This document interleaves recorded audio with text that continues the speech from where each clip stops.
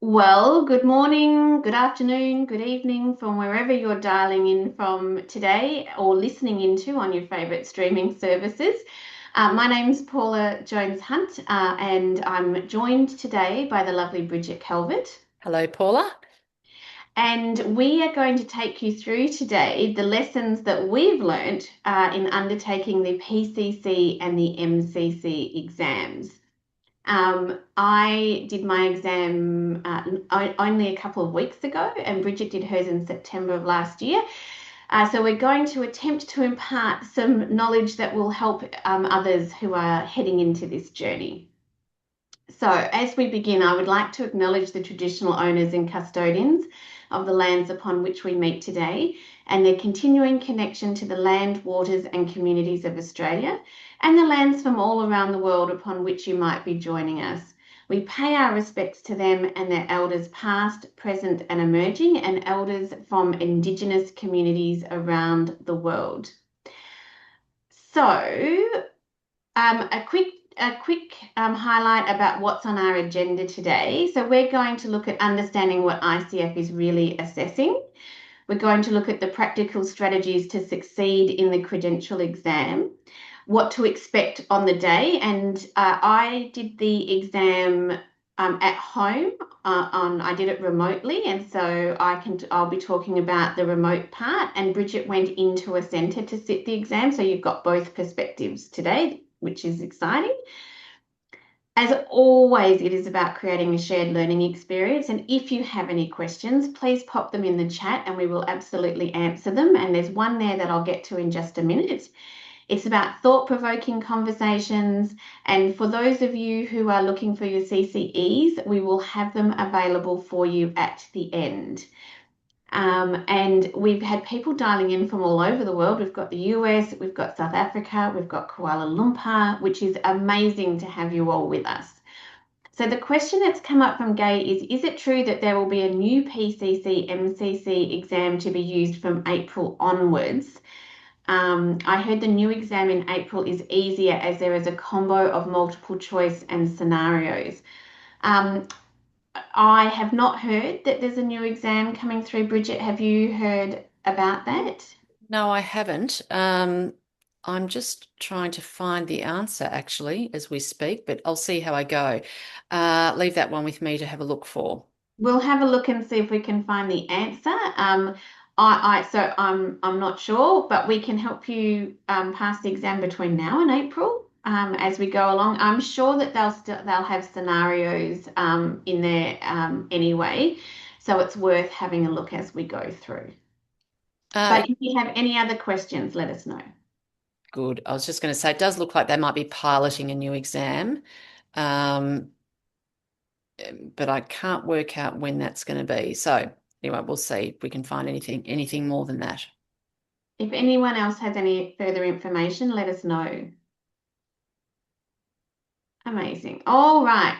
So, okay, the pilot is on now with release from April. Well, we'll watch this space as we go along. Mm, All right. So the ICF credentialing exam, it's a tool designed to measure a coach's knowledge of and ability to apply the ICF definition of coaching, the updated ICF core competencies, and the ICF code of ethics.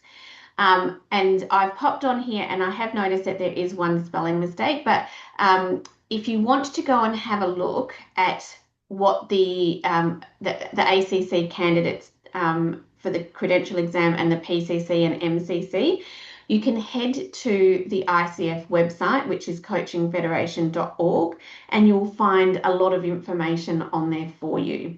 The key for me about this, and Bridget, please feel free to jump in whenever you need to, is that it is really about knowing the ICF core competencies, the definition of coaching, and the code of ethics is really what they're checking.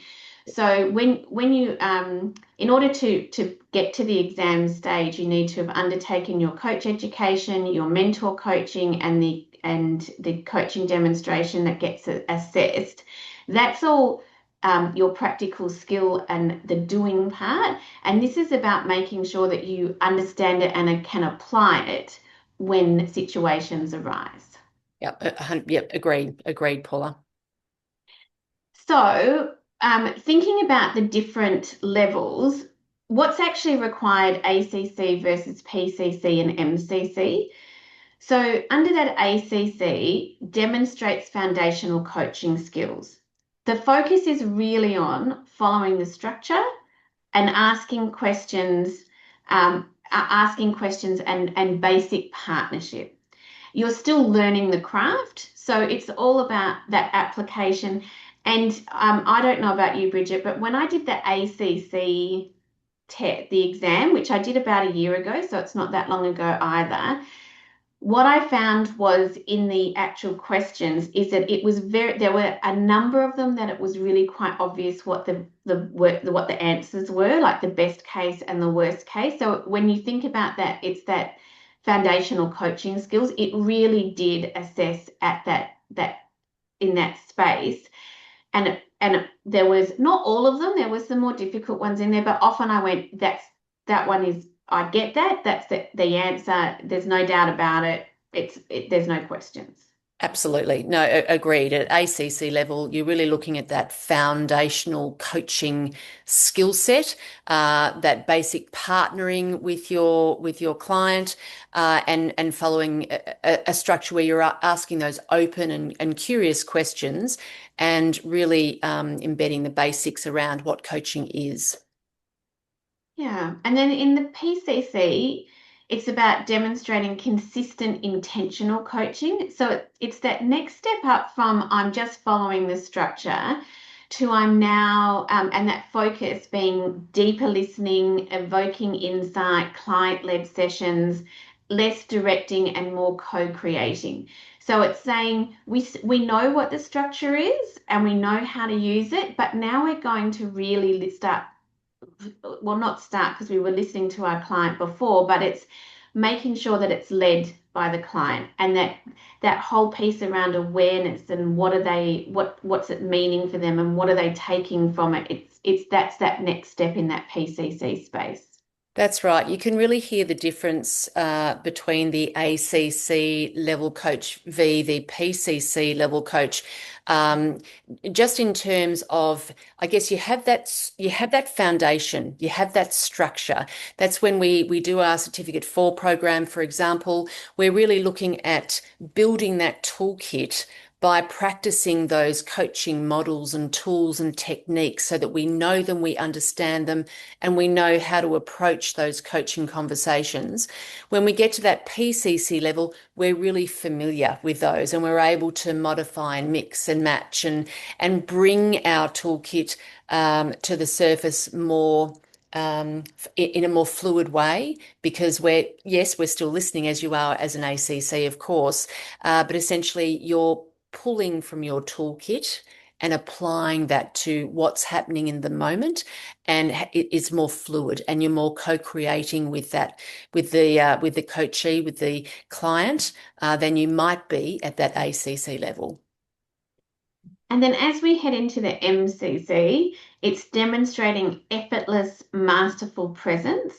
The focus is coaching the who, not just the what, and the subtle, powerful, minimal intervention. So I'm happy for you to talk about this one, Bridge. So you're just simply building here upon your PCC skill set, and you're really learning to stay out of that space very well. And it's really about facilitating the coachee or the client's thinking. And it's almost stepping back and just being really open and curious, as you would be at ACC and PCC level. But essentially, it's less is more. Almost, it's almost less is more. So we're staying out of that space where we're probably asking less than what we might at that ACC and PCC level, but we're asking those powerful, succinct, single questions that really delve into the who of the human being, more so than the action plan and the what. So it's the being rather than necessarily the doing. Yeah, so we'll head into about the exam. So that's more about the high level, what those differences are moving through those different levels. So if we think about the exam, so with the PCC and the MCC, there's 180 minutes for the exam. There are 78 situational judgment items, and we'll talk about the questions and the style and what's in there. You get 39 minutes, sorry, there's 39 questions for the first 83 minutes. There's then a 10-minute break, and then 39 questions, and you get another 83 minutes. And I hope that all worked out to be correct um, from that perspective. My understanding is that that is the same whether you sit the exam in person or you do the exam online. That's right. Yes. And the types of questions, so they're similar to the ACC style of questioning, where it is a scenario, and then there are four options or approaches that could be taken. And you need to choose for each of those questions the best approach and the worst approach. And I found that in the PCC exam that they were closer. So it wasn't as obvious in that test around which was the best and which was the worst. It was really thinking it through. Um, and the key for me when I went through it was to really go back to and think to myself, which is the core competency or the ethics or the coaching philosophy that they're testing here. So what is it, or what is it that's been breached or is about to be breached or is not in the right space? That's where I looked at it. I said, what are they trying to assess at this point? What do I know about that particular core competency? What would good look like if I was being in that space? And what would it be if I was not being in that space? Yes, I'm not sure I can add further to what you've said there, Paula. That's exactly correct. And I felt exactly the same way. Some of the scenarios felt a little ambiguous or very, very close. And um, it was a matter of sitting there, looking at it, reading it, rereading it, wanting to digest those scenarios and really considering, as you say, going into those ICF core competencies, code of ethics, and you know, who am I as a coach? Who do I need to be, and how do I show up, and taking those things into account um, to be able to respond correctly or what they were looking for in that moment. So yes, it certainly wasn't an easy process by any stretch. It wasn't obvious in terms of the scenarios and how to respond. You really did need to think about them. Yes, the good news is though is you actually have time to do that. Mm. So one of the key messages here is there is actually time in the exam. So it's not that I didn't feel like, oh my goodness, I'm never going to get to the end of these questions. So it did give you that time to really think about it. So for anyone going in to the exam, there is time and have a think about it. And one of the other things you can do is flag questions when you're doing it online, which for those questions where I was still umming and ahhing about an option, I flagged it so I could come back to it and reread it. And I managed to do that for both sections. So there's a good amount of time in there. You don't need to rush going through. Yeah, that's right. And Paula, did you have a little timer up on the corner of your screen Yes. to keep track of time? Yeah. Yeah, absolutely. And yes, and you could see how much time you had left, and um, you could actually think. I mean, if you were mathematically inclined, you could work out how much time you've got per question and work it from there. That's my brain doesn't work that way, Mm. but there is a timer, so you do know how it's going. Yeah. Absolutely. Yeah. So, from a question of how do I prepare and where can I find sample questions, there's lots of places, and I actually found it very useful. So, in that preparation space, going back and rereading the core competencies and the code of ethics, and just making sure that you've got a clear idea in your mind, there's lots of videos online from the ICF explaining the core competencies, which I found useful to watch again because it just really embedded for me the purpose behind them, what they were trying to achieve from that perspective. And if you Google PCC, MCC practice question, I put in the free practice questions. You can purchase packages with questions. I went with the free ones, and I think I did one of them twice, a week apart, just to see what happened. And I found them really useful in working through how I was going to approach the questions. Yeah, Paula Um, did exactly the same thing as you. Yeah. Yeah. So, and then you practice them, and then I was like, oh, so that's so when you get the answer as well, I find getting the answer, if I didn't get it right, what was the answer? And then going, oh, I understand why that one was worse. Because Mm, sometimes two or three of them I didn't like any of them. And mm, so then you're picking the one that it's not about whether you like it, mm. it's about which one would I be identified as the worst. Yes. So we've had a question. What are your tips in selecting a coachee for credential video submissions? While coaches are able to demonstrate skills at the PCC and MCC, not all coachees are able to engage at that level, which may be helpful for exam submission. Mm. What do you think, Bridget? I think I think it's helpful to coach someone who you've coached a few times before. So it's not somebody that's early on that perhaps you're unfamiliar with, or they're unfamiliar with you, or you've only coached them perhaps once or twice. I would definitely work with someone for some time, a little bit, to be able to um, have them experience coaching in a way that calls for that deeper reflection. I'm just reading the next. Oh, So, Gail's something. Um, and I think Gail is agreeing with you on this one that your client needs to be familiar with coaching. yeah, And I found you need an MCC level client to get a submission MCC recording for yep, submission. exactly. Yep, for sure. Yep. So practice definitely with someone for some time, so they really try on and they're familiar with and they know the expectations around that coaching experience. Excellent.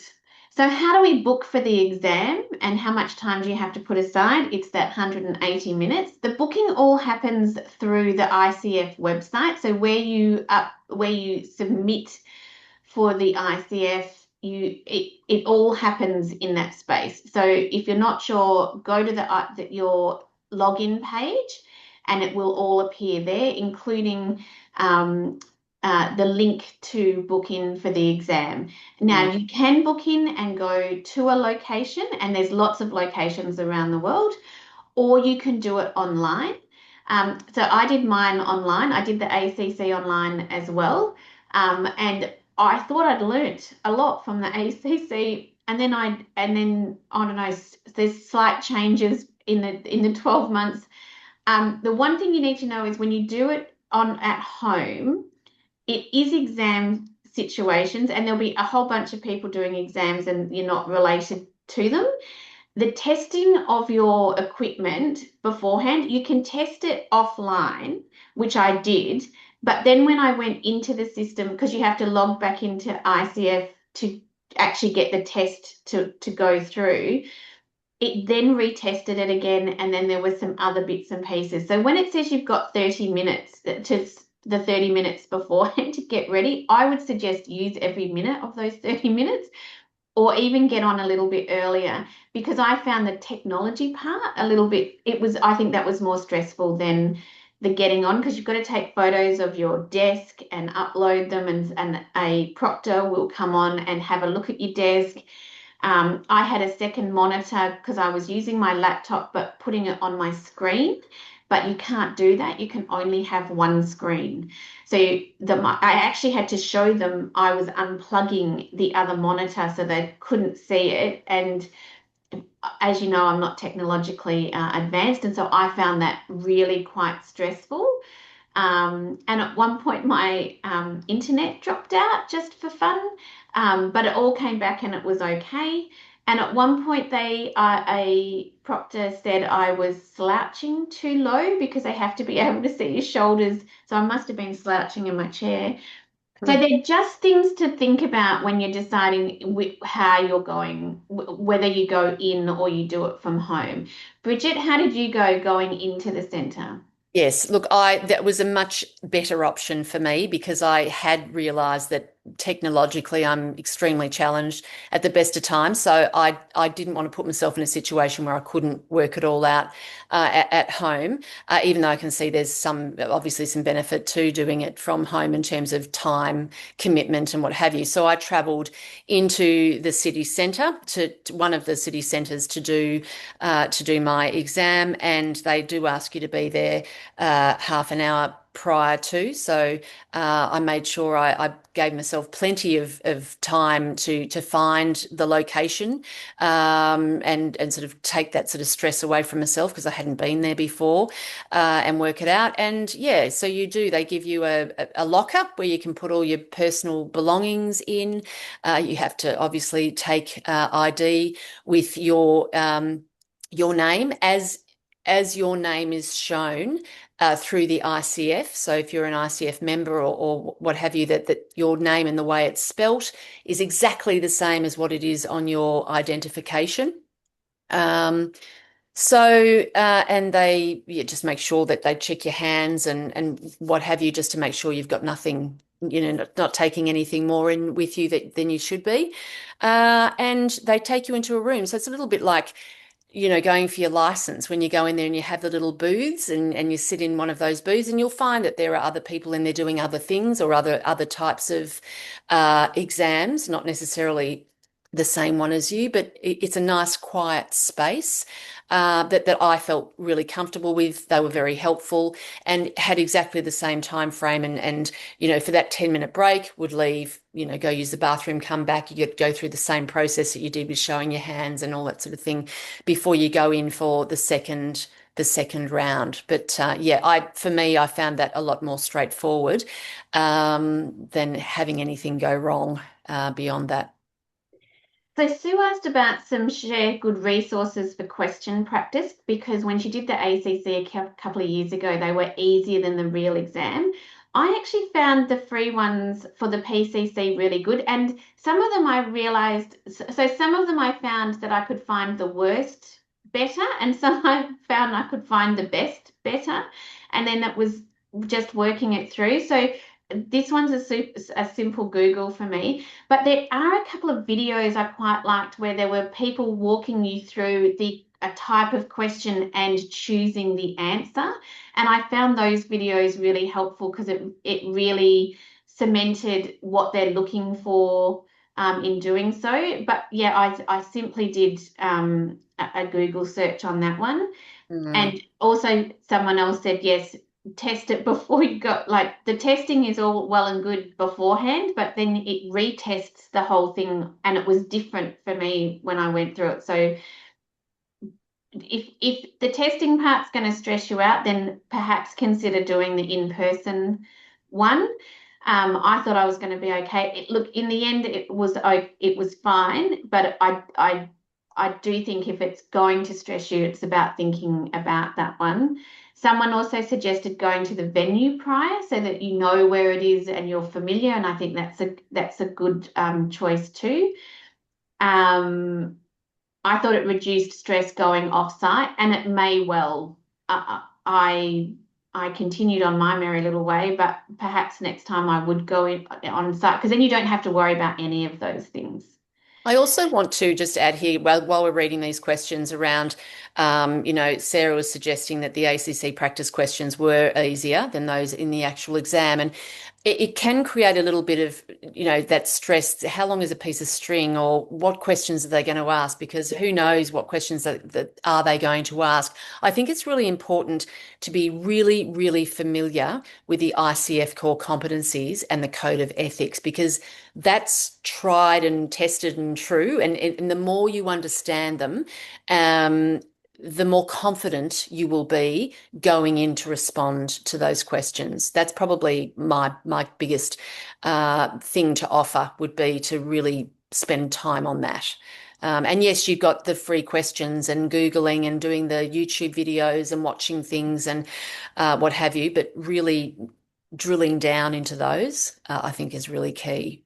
Yeah, I agree, Bridget. I think if when I think back on it, applying what I know about the ethics made it, and the code of Yep. the core competencies and the ethics and really thinking about the coaching philosophy and the coachee, I found that really helped. The multiple choice was good for me getting back into practice of doing multiple choice and thinking about what approach am I going to take? How am I going to do it? How am I feeling about it?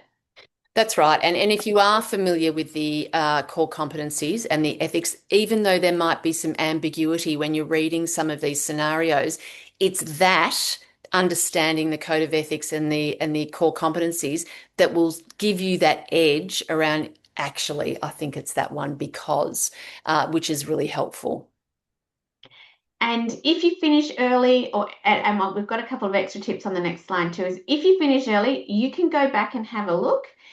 You can also finish. So if you are one of those really confident people who go, I've done it, I'm happy, you don't have to sit there for the whole time. You can actually finish it at the time that you are at. So it just depends on how you would work best in that exam. So in regards to that managing the pressure, the questions can feel ambiguous. And often I was like, I don't think any of these are the approach, but it's not about what approach are you taking. It's in this scenario. And if these are the approaches, what is the best and what is the worst? And two answers can seem kind of right. And it really is, and I know we've said it a couple of times, it's going back to if I think about those core competencies, which one is more right? Which one really has the coachee at the heart of what you're doing, and which one does not consider the coachee at all? Mm. And you need to, for each of the questions, you need to identify the best approach and the least ICF aligned approach. And I thought about it from the perspective of what is the option that most empowers the client? Mm. And then what is the option that least honors client ownership, autonomy, or coaching boundaries? Yeah, And exactly. so when I looked at it and I wasn't sure, I would go, which honors the client, which one most honors the client, and then which one takes away anything from the client. It removes them from it. They're not in control. That sort of approach. That's how I looked at those questions. Yeah, good thinking. And in managing the pressure, slow down. It's not a speed test, and there is time available in there. So don't feel you have to rush it. Really read the question. You can highlight on the screen as well. I didn't do the highlighting, but you can. So if that helps you, choose the strategy that's going to work best for you. Flag questions you want to come back to. And I saw a video where someone suggested that flag the first question because then you're in practice of flagging questions as opposed to forgetting that you can flag them. Mm. So again, if that works for you, flag the first question so that you've got something to come back to. You often could have time to come back and look at all of them. It just depends on how you're going. I myself, if I am really comfortable with it, I don't want to come back and look at it because I don't want to second guess myself. But I flagged the ones that I was the least comfortable with. Mm. If you're stuck, ask yourself which option keeps the client in ownership. So always go back to that, and what empowers the client and what keeps them in control of what's going on. Mm. And pause and breathe before answering. It seriously works. If you're not sure, take a nice big deep breath, blow it out, and then the answer will come through with you. And just make sure you're breathing. So I did actually catch myself a couple of times holding my breath as trying to decide. And it really is worth letting that breath out. Anything else, Bridget? No, I think you've said that really well, and I think the pause and the breathing is actually a really good strategy to get to clear your mind. You know, that whole mind body piece is actually really important. So just a final perspective, you don't pass by being impressive, you pass by being present, curious, and client-led. And I think this is really important because it really sends it back to when you're answering the questions, you have to answer the question based on what is actually best for the client. And when you think about that, it is about being present. And it's about being present in the question. It's about being curious about what are they looking for? What do they need? What will be best for this person? What would, be the best, and making sure they're being led by that. Lovely. Yep. Well, I can't believe it, Bridget, but we are at time. Yes. If anyone has any other questions, please pop them through. Um, I'm just trying to press my button. Here we go. If you're interested in the PCC level, we have our diploma in leadership coaching. That is a PCC level program. Our Cert 4 is our ACC level. Thank you everyone for joining us today. We've really loved having you and for your input. My favourite part is when people have put in questions or comments. We will be taking a break next week because it's Easter, but we will be back um, after the break with a whole new series of coaching cafes. Um, Jerry also added in, which was it's really good, is because it's a long exam, recommend spending that length of time practicing. Yeah. Just that sitting piece, I absolutely agree. Mm. Because and particularly when it's a long time to sit and look at the screen. So just having that practice time is good. All Perfect. right. Well, thank you everyone for joining us. We hope you have a lovely weekend and we will see you all after the Easter break.